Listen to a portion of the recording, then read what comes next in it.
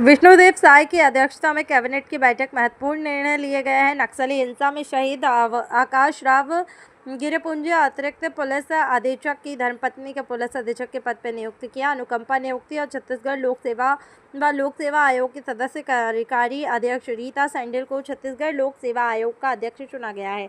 साथ ही कई महत्वपूर्ण फैसले लिए गए, जिसमें प्रमुख रूप से मुख्यमंत्री और 2 मुख्यमंत्री 14 मंत्रियों की उपस्थिति में यह बैठक हुई है। कोई प्रोग्राम लॉन्च कर रहे हैं, उसका उद्देश्य क्या है और ये प्रोग्राम कहाँ होगा उसके बारे में। आने वाले 13 सितंबर 2025 शनिवार को संस्था द्वारा कवि सम्मेलन का आयोजन किया जा रहा है, जिसका मुख्य उद्देश्य जीवन दान, शिक्षा दान एवं दिव्यांगों की सहायता के लिए राशि एकत्रित कर उन्हें वितरित करना। जिसका कवि सम्मेलन में जगदीश जी सोलंकी, विष्णु सक्सेना, शशिकांत यादव जी, श्वेता सिंह और छत्तीसगढ़ प्रदेश के रायपुर शहर के आदरणीय रामकृष्ण जी वैष्णव साहब रहेंगे।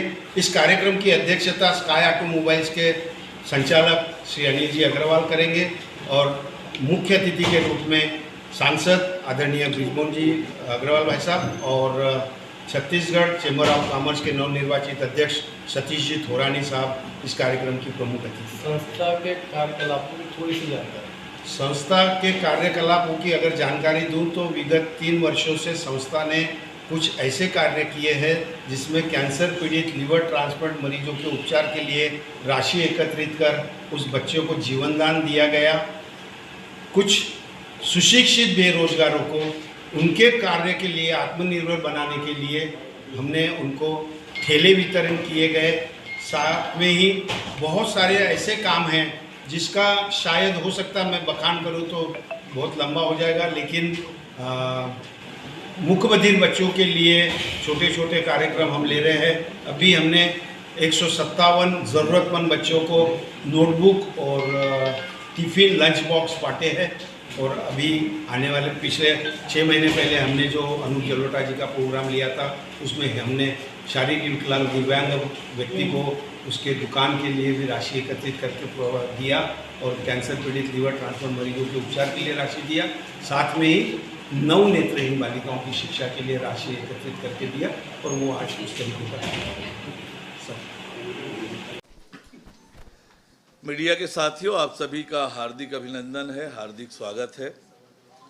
आज मंत्री परिषद की बैठक मुख्यमंत्री आदरणीय विष्णुदेव साय जी की अध्यक्षता में संपन्न हुई है और इस बैठक में अनेक महत्वपूर्ण निर्णय लिए गए हैं। आप सबको ध्यान में होगा कि सुकमा जिले में नक्सल विरोधी अभियान के दौरान 9 जून 2025 को बम विस्फोट की घटना में हमारे अतिरिक्त पुलिस अधीक्षक आकाश राव गिरिपुंजे जी की शहादत हुई थी। उनकी शहादत और अदम्य वीरता को सम्मानित करते हुए उनकी पत्नी श्रीमती स्नेहा गिरिपुंजे जी को विशेष प्रकरण मानते हुए राज्य पुलिस सेवा में उप पुलिस अधीक्षक के पद पर अनुकंपा नियुक्ति देने का महत्वपूर्ण निर्णय आज मंत्री परिषद की बैठक में लिया गया। मंत्री परिषद की बैठक में पारंपरिक ऊर्जा स्रोत की निर्भरता को कम करने तथा गैर पारंपरिक स्रोत आधारित ऊर्जा उत्पादन को प्रोत्साहित करने के लिए राज्य की सौर ऊर्जा नीति में आवश्यक संशोधन के प्रस्ताव का अनुमोदन किया गया। अब नई नीति की अवधि अब 2030 तक लागू रहेगी या फिर जब तक राज्य सरकार नई सौर ऊर्जा नीति जारी नहीं करती तब तक। उद्योगों को मिलने वाला लाभ क्या होगा? तो सौर ऊर्जा परियोजनाओं को अब राज्य की औद्योगिक नीति 2024-30 जो लागू है उसी के अनुरूप प्राथमिकता उद्योग का दर्जा मिलेगा।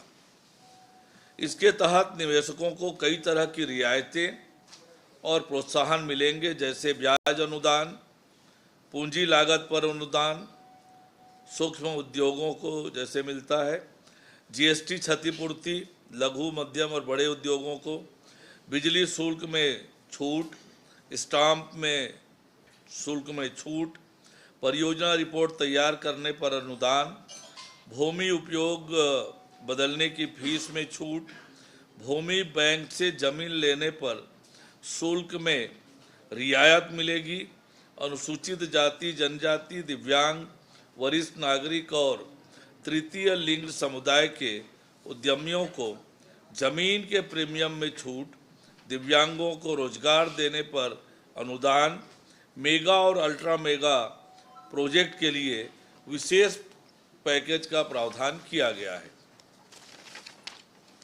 मंत्रिपरिषद ने एक और महत्वपूर्ण निर्णय लेते हुए सुश्री रीता शांडिल्य, जो कि वर्तमान में लोक सेवा आयोग के सदस्य एवं कार्यकारी अध्यक्ष के रूप में कार्यरत हैं, को लोक सेवा आयोग के अध्यक्ष पद पर नियुक्त करने के प्रस्ताव का अनुमोदन किया गया है।